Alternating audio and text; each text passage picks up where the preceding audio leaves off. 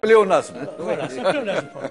Et par contre, il aimait lire, il lisait tout, etc. Et tout. Et quand tu discutes avec lui, tu as l'air d'un intellectuel, et surtout sur la question berbère. Oui. Donc il t'apprenait beaucoup plus de choses que tu peux être. Donc c'est pas toujours les diplômes, les universités qui forment les personnes cultivées, ça c'est pour le dire. Il est donc très cultivé et très engagé, et bien sûr avec un caractère très carré, tout ça et tout.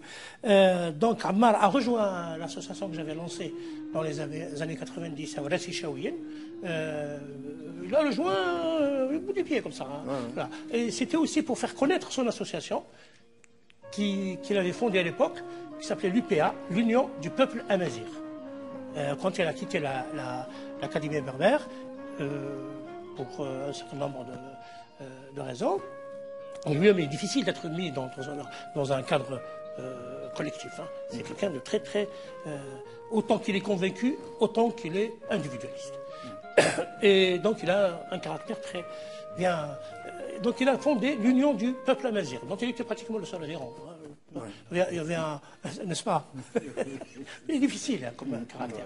Et convaincu. Alors toute la mouvance berbériste de l'époque, les années 70, l'admirait pour son engagement sincère et tout cela.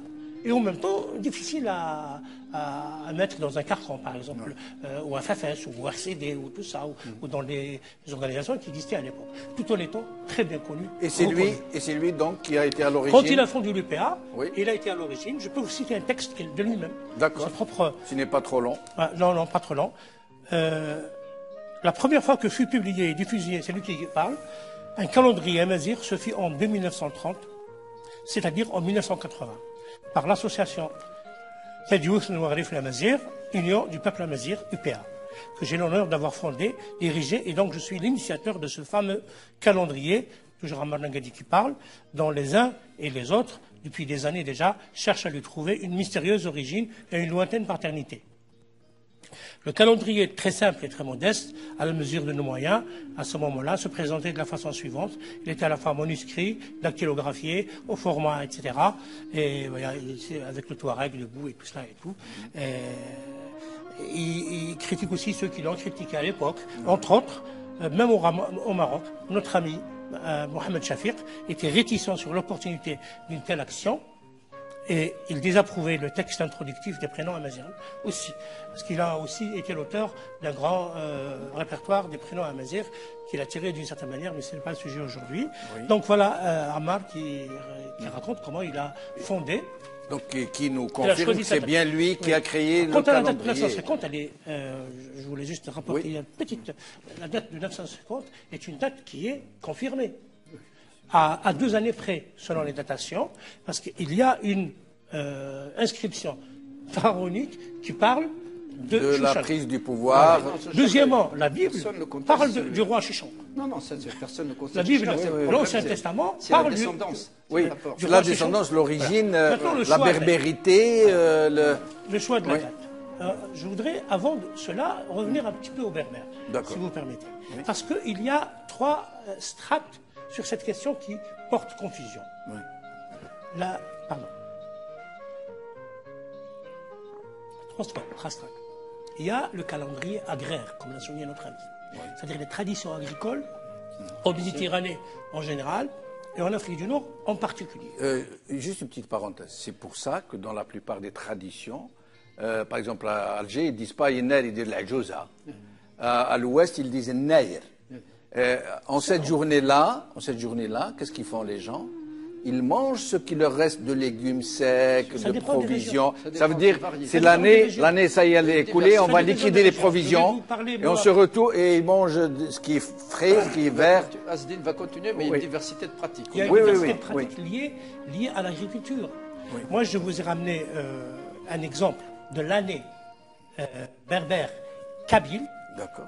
Hein, ça pour pouvoir un petit peu aller dans ton sens concernant la datation 2014 plutôt que 2012 d'une part, et la critique de ce qui a été fait cette fois-ci des politiciens. Comment ça 2014 au lieu de 2012? Je vais arriver. Oui. Alors, il y a l'année berbère oui. qui s'étend sur toute l'année D'accord.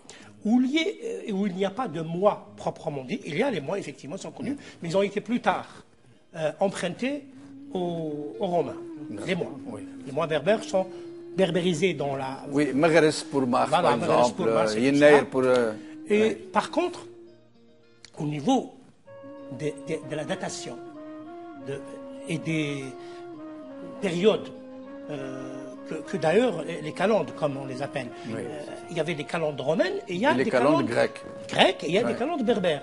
D'accord. Alors, je vais vous citer quelques-unes, mais elles font toute l'année, du 1er janvier D'accord. jusqu'au 30 décembre, ou Oui. 30 janvier. D'accord. Et c'est des calendes de la région de Kabylie. Pourquoi la région de Kabylie? On parlera dans la région de Kabylie beaucoup d'oliviers et de figuiers. Ça prouve le caractère agraire. Je ne vais pas les citer tous. Elles sont pratiquement tous les 7 à 15 jours. Il y a une calandre. D'accord. Alors, je vais commencer quelques... Par exemple, Fegourt, Ntegrist, Ntegrist, la porte de l'hiver, 29 novembre. 29 novembre. D'accord. Iqshashan Ntegrist. Fimshar Touzemour, c'est quoi? C'est la fête villageoise qui est fixée par Tajmart avec le sacrifice d'animaux, démarrage de la cueillette des olives. Après, Iqshashan. Oussanouzmour, qui arrive 18 jours, du 7 au 24 décembre. C'est très réglé. Hein. Tiwizi, on traite dans la cueillette des olives, ouverture des huileries. Azunzu, rituel d'ouverture des moulins. Goûter rituel de l'huile nouvelle. Touraline Tefoux, solstice d'hiver, 21 décembre. D'accord. Je saute Imsini Neyer, repas du réveillon. Aminzouni Neyer, jour de l'an. Et ça date de quand? Ça date de. Ça, je donnerai des références, elles sont sur Internet. Oui.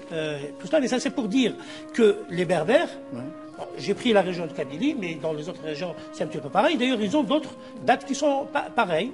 Hein, Des traditions agraires pour tout le Par monde. exemple, Artal, c'est le fameux jour où Inner s'est fâché contre la chèvre, le jour de la chèvre. Hein. D'accord. Comme Comme quoi, de hein, mythologie c'est- berbère, oui, oui. où Inner c'était 30 jours. Et puis un jour, enfin, l'hiver très rude, il y avait une chèvre qui, à l'arrivée de février, elle s'est moquée de Inner en lui disant ah, voilà, t'es parti et tu m'as rien fait, je suis toujours vivante. Voilà. Alors Inner s'énerve, c'est, n'est-ce pas, la mythologie berbère, et qu'on retrouve chez les Kabyles comme chez les Chaouis, comme chez d'autres, et il s'en va demander à son frère Fourar, qui est février. Prête-moi un jour, s'il te plaît. Je vais lui montrer de quel bois je me chante. Mais c'est magnifique. Donc il y a une mythologie berbère. bien entendu. Où est-ce qu'on peut en trouver des ouvrages qui... Les portes de l'année, par exemple, De Servier. de Servier. Servier. Oui. D'accord. C'est un gros ouvrage qui parle déjà de... Il y a des rééditions Je sais pas, je pense mais pas. c'est très, Je pense c'est pas. vraiment Je sais pas. merveilleux d'entendre. Et on va voir aussi... Non, mais il y a plein de rituels, attention. Donc le jour du février, pour terminer, donc Artal, pour donner un côté un peu moins académique à notre discussion, cette chèvre-là, février, très gentiment, donc prête un jour à une main qui se venge et qui tue la chèvre. Parce qu'il y a un jour très très froid au mois de février et qui finit par tuer cette chèvre parce qu'elle était un peu trop... tout ça. D'autres jours arrivent pour le printemps. Je passe sur Amenzun Tsouf, connu partout. Premier jour du Mais printemps. nous allons devoir malheureusement Oui, passer voilà. à la suite parce Les vieilles, que c'est Marine. on pourrait y rester des heures. Parce que hein. la chèvre, C'est dans tous les d'autres- 7 jours, Oui. tous les 7 jours pratiquement, il y a une datation. Une datation sur intéressant. tout le long de l'année. C'est pour ça que la date qui a été octroyée ces derniers temps, un jour unique, un jour orphelin de l'année berbère, nous fait sourire. En fait, ce sont 3 jours, je crois, 12, 13 et 14. Oui, il y a les préparatifs. Selon les régions, oui. il y a des préparatifs comme en Kabylie, ça commence le 11, parfois le 10, et chaque jour il y a... Mais on ne peut pas donner Alors, 3 en jours Kabylie, fériés. Non, je On vous peut pas, renvoie par hein, exemple donc, un texte faut choisir. pour éviter les histoires kabyle-chaoui, il y a un texte sur Internet d'un site de berbère de la Mitidja, Oui. qui raconte tout ça en détail, mais très en détail, et qui adopte bien sûr la date du 14 janvier comme étant le 1er janvier et le 31 décembre comme étant le réveillon. La confusion qu'il y a eu, c'est quand les gens fêtent le réveillon, Oui. à force de fêter le réveillon, on fête le réveillon le 31 décembre, Oui. le réveillon de Noël, on le fête le 24 décembre. Absolument, la veille. À force de fêter la veille, les gens ont confondu. Avec le 12, oui. Voilà. Entre la veille et pouvoir ne pouvait pas confondre. et la Le pouvoir date. ne pouvait pas confondre, il n'a pas le droit de confondre. Entre le réveillon, qui est la fête, la soirée, Oui, oui. le grand dîner. Et le jour de l'an. Et le jour de l'an, qui est le lendemain. Le premier. Voilà. En supposant maintenant que le 12 était le réveillon, ce serait le 13. Oui, alors que c'est le 14. Alors c'est le 14, pourquoi c'est le 14 Parce que c'est tout simplement le calendrier julien. Actuellement, moi j'ai une dentiste qui est d'origine slave, Oui. et elle fête le 14. Oui. C'est partout. Parce que On eux sait, continuent de Tout à fêter. fait. Oui. Mais ils ont décidé comme ça que c'était Voilà, le 12. C'est vrai, c'est seulement, vrai. il y a que- des- Mais bon, on va dire que pour l'an berbère, nous avons 2 réveillons. Voilà. Et un jour de l'an. Voilà. Voilà, et ça règle le problème. Et nous allons passer, pour si le vous berbère, permettez, c'est parce que nous une sommes année, tenus un peu par... Pour la natation, le Oui. essentiel, Oui, parce que c'est- qu'importe à la fois la reconnaissance et qu'importe les petites divergences, il y a toujours des divergences. L'essentiel, c'est que l'année berbère n'est pas une année. Oui. Premièrement. Deuxièmement, c'est une année agricole. On a parlé de Agraire. l'aspect égyptien, de l'aspect Comment mamélique. elle n'est pas une année? Ça veut dire C'est une année elle a quelques agraire. jours, elle a quelques jours Le de jour- moins. Le jour où l'agriculture en Algérie aura sa place. Oui. On espérera encore que ces traditions renaissent. Parce qu'elles sont collées à la nature. Elles sont collées à la nature et à la culture, aux cultivateurs, selon chaque région. Que ce soit le blé, que ce soit les olives, que ce soit les figues, etc. Et c'est vraiment un calendrier agricole nord-africain en plein centre. Oui, mais Azdin Zalani, disons que ça n'arrivera jamais. L'année berbère restera une année de cœur, un peu comme l'année hijriya pour les musulmans. Ils la fêtent, ils la vivent, mais ils ne calculent pas avec.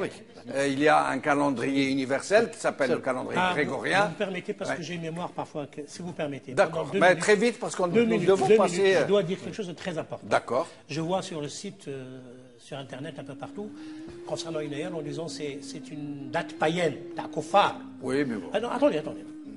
Pourquoi pas à l'époque, il n'y avait pas d'islam, donc bon, on ne peut pas reprocher Le aux ministre gens. du culte a demandé à ses imams Non, mais laissez-moi. d'expliquer à tous les fidèles Laissez-moi durant la laissez-moi journée placer du un mot. vendredi. Laissez-moi Allez-y, placer un je mot. vous en prie.